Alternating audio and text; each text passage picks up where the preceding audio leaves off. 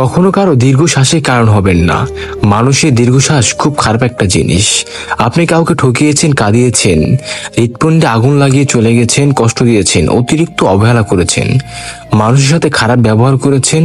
যে মানুষটা আপনাকে অন্ধের মতো বিশ্বাস করত, তার আপনি বিশ্বাসটা ভেঙে দিয়েছেন।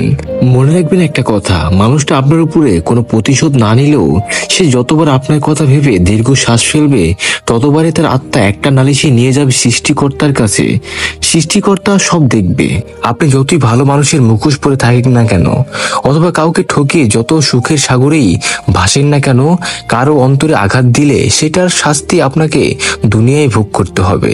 যে মানুষটাকে আপনি ঠকিয়েছেন, সে যদি একটা সময় এসে আপনাকে মাপ করে দেয়, কোনো অভিশাপ না দেয়, তবুও শাস্তি আপনাকে ভোগ করতেই হবে একদিন না একদিন।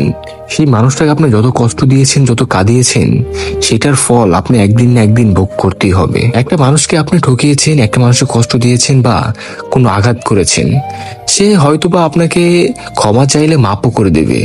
কোনোদিন যদি আপনি ক্ষমা চান, তাহলে সে হয়তো মাফ করে দেবে। কিন্তু যে আপনি ব্যথাটা দিয়েছেন সেই মানুষটাকে, সে কিন্তু সেই ব্যথাটা আজীবন মনে রাখবে। তার হৃদয়ে কিন্তু সেই ব্যথাটা সারা জীবন থেকে যাবে।